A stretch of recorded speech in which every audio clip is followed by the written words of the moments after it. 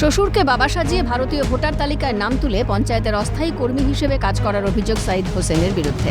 Bongaon block অফিসে voter তালিকা থেকে নাম বাতিলের দাবি জানিয়ে লিখিত অভিযোগ জানালেন বিজেপির বাগদা 4 মণ্ডলের সভাপতি সুমন অধিকারী। অভিযুক্তর বাড়ি বনগা ব্লকের সুন্দরপুর গ্রাম পঞ্চায়েতের 259 নম্বর বুথে। অভিযোগ, তার শ্বশুর ঐদুল মণ্ডল, অভিযুক্ত স্ত্রীর নাম শাবানা মণ্ডল। সুমন অধিকারীর দাবি, সাইদ অনুপ্রবেশকারী। পয়সার বিনিময়ে তাকে পঞ্চায়েতে একটি অস্থায়ী কর্মী হিসেবে কাজ করার ব্যবস্থাও করে দিয়েছে শাসক দল। বাংলাদেশে তার ভোটার কার্ড আছে, বিডিও অফিসে সেটা জমা দেওয়া হয়েছে। আমাদের যে কোভিড সার্টিফিকেট, বাংলাদেশের থেকে যে কোভিড সার্টিফিকেট, এই কোভিড সার্টিফিকেটটাও আমাদের কাছে আছে। যে ভ্যাকসিন নিয়েছিল সেই সার্টিফিকেট আমরা চাইছি ভিডিওর কাছে যাতে দ্রুত তদন্ত করা হোক। এবং এই জাতীয় ভুল তো আছে, এরকম অনেক টিএমসি পরিচালিত সরকারের, আর টিএমসি চালিত যে পঞ্চায়েত আছে সেই পঞ্চায়েতের ভিসিডি কর্মী কিভাবে কাজ করে, একটা ভিসিডি কর্মী কিভাবে হলো উনি, সেটাও দেখতে বলেছি। এটা অবশ্যই আপনার টাকা পয়সা দিয়ে সমস্ত ভোট করেছে এবং স্বামী স্ত্রী দুজন, তাহলে নিশ্চয়ই ভাই বোন, যদি একই বাবা হয় তাহলে ভাই বোন।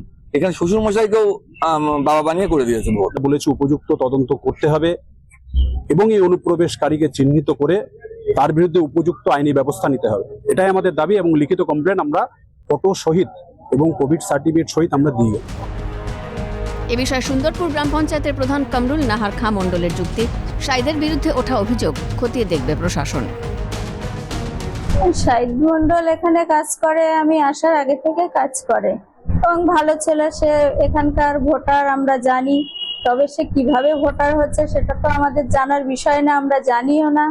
আর বাংলাদেশের বিষয়টা যেটা বলছেন সেটা তো জানা সম্ভব নয়। আর পারিবারিক বিষয়টা আমি জানি না, আমরা তো আইনের ঊর্ধ্বে কেউ নই যে তদন্ত হোক। পাল্টা তৃণমূল নেতা সমীর মজুমদারের নিশানায় বিজেপি। আর আমাদের দল কখনো কোনো অন্যায়কে প্রশ্রয় দেয় না। যদি এটা কোনো রকম ভাবে ভুয়ো প্রমাণ করতে পারে প্রশাসন, আমরা পঞ্চায়েতগত ভাবে, আমরা দলীয় ভাবে আমরা তার ব্যবস্থা নেব।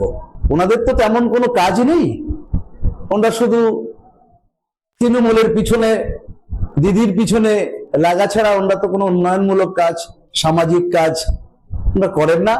আমরা উন্নয়নমূলক কাজ করতে আমাদের নির্দেশ আছে, আমরা করি। বিহারের পর বাংলায় এসআইআর ইস্যুতে সুর চড়াচ্ছে তৃণমূল। এই আবহে একের পর এক গোলমিল ধরা পড়ছে ভোটার তালিকায়।